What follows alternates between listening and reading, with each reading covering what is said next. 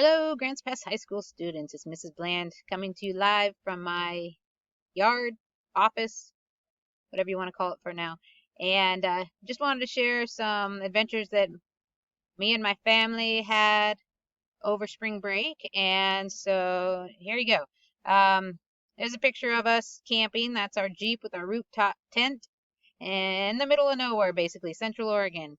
And from From this, you can see that there were lots of trees around us, but not a lot of people, except my family. Stayed warm by the fire because it was cold. It was below freezing where we were camping.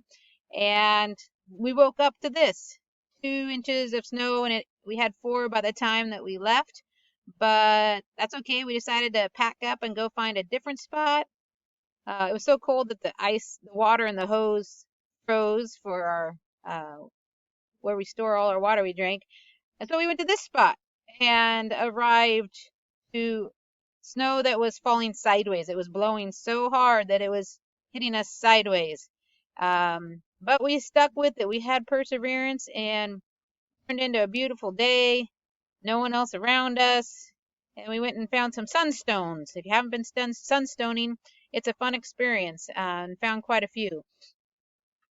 But just wanted to wish you all the best and let you know one of the things that I'm working on right now is bandanas. That's why I'm wearing this today. It's a bandana. But wait, there's more. For fun, for the times, decided to experiment with making a bandana with a face mask.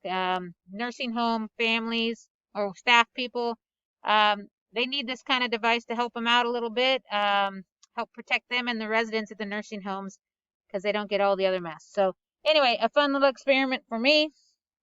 Hope you are all well and having a great day. See you later.